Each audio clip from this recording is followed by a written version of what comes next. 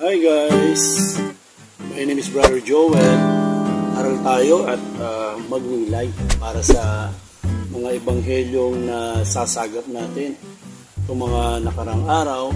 Basta't galing lang sa ating pananampalataya. No, it is about time na pagnilay naman natin bilang mga followers ni Lord. Diba? Tungkol kay Martha. Alam niyo ba yung tungkol kay Martha? No? Sa Lucas chapter 10, verse 38 hanggang 42. Purot lang tayo sa verse na yun. Ito yung nakasulat doon. No? Ngunit sinabi ng Panginoon sa kanya, Martha, Martha, nababalisa ka at abalang-abala ka sa maraming bagay. Ngunit isa lamang ang talagang kailangan. Mas mabuti ang pinili ni Maria. At ito yung hindi aalisin sa kanya. Ano kaya ibig sabihin ni Lord? Okay, sige, pagnilayan natin. Kasi dito, hindi maganda ugaga, hindi mapakali, no? Ibig sabihin ay tataranta. Hindi alam kung ano ang unahin dahil sa dami ng ginagawa, no? At inasikaso, may mga nagagawa, natatapos. Pero meron din naman napapabayaan at nakaligtaan. Madalas, ganito ang nangyayari sa kaya na, kinonvert na natin sa mga panahon niyon, yung narinig natin message. Ganyan ang pagsasalarawan kay Martha. No? At saka nung dumalaw si Jesus sa kanilang tahanan, maaaring nataranta talaga si Martha doon. Sa panauhing pandangal, madyo mo si Jesus pa naman lumapit siya, pumasok sa inyong bahay, di ba? At nais lamang niyang iparamdam kay Jesus ang malugod na pagtanggap niya nito.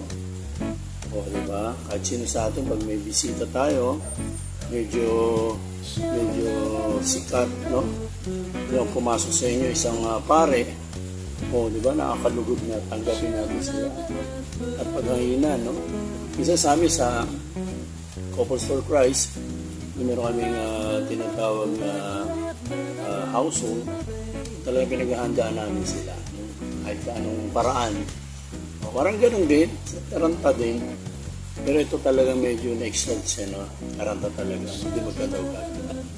Subalit, ipinahayag ni Jesus na sa mga sandaling yun, higit lamang niyang hihingi ang makasalamuha. Ang mga kaibigan. Kaibigan niya ito mga ito eh. O, ang makasama sila, magkwentuhan, yun lang naman nasa ng guro na Jesus. Yung ganun lang, relax lang. Oh, may mga sandali kasi ngayon na iningi sa atin ng Panginoon na tayo umupo muna saglit sa kanyang paanan, makinig lamang sa kanyang mga sinasabi na siguro ni Jesus na pansamantala tayong mamahinga o pahinga sa ating mga alalahanin sa buhay at isipin ng gusto ang mga bagay na mas nararapat nating at yun ang pahalagahan. Baka nakasanayan ng panahon ng lakas natin, nakasanayan ng panahon ng lakas natin sa mga bagay na makakala natin mahalaga. Kasi sinulat ko dito. Mali yung sulat ko ng isang paro, kaya binabasa ko sa inyo. Ngunit, yung problema na isasakripisyo pala natin yung mga tunay na yaman na dapat nating ingatan. Di ba? So, minsan kailangan natin na yung sobrang busy natin, kailangan pa rin pala tayo mag-post sa saglit. Yung gusto ng ating Panginoon. At doon pa mismo sa kanyang paanan. Diba?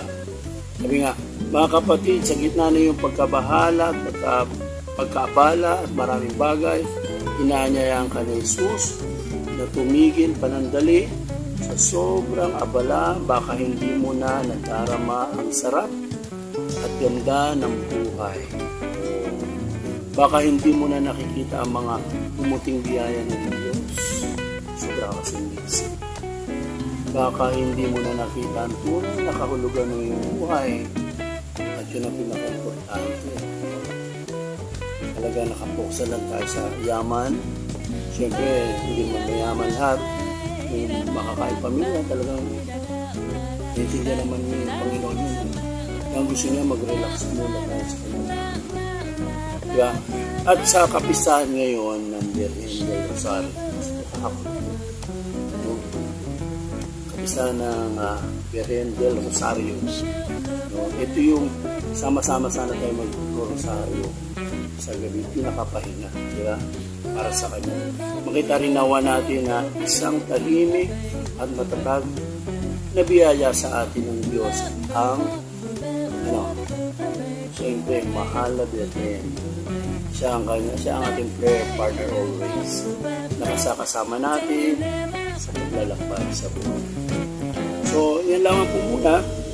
Ito yung mensahe na to ay galing kay Father Melchor Topas. Pinorg lang sa amin at gusto ko lang ma-share, may bagay sa inyo. Napakalinaw naman yung kanyang paliwanag at hopefully lahat tayo ay matuturing magpahinga, mag-relax.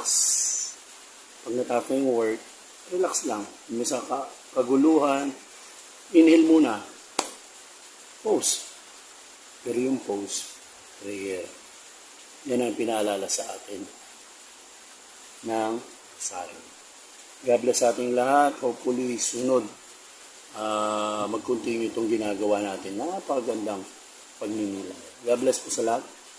And his brother Joel nagsasabi, hanggat may pambura, may pag-asa. Hanggat may buhay, may kaya pa tayong gawin. Amen. God bless you.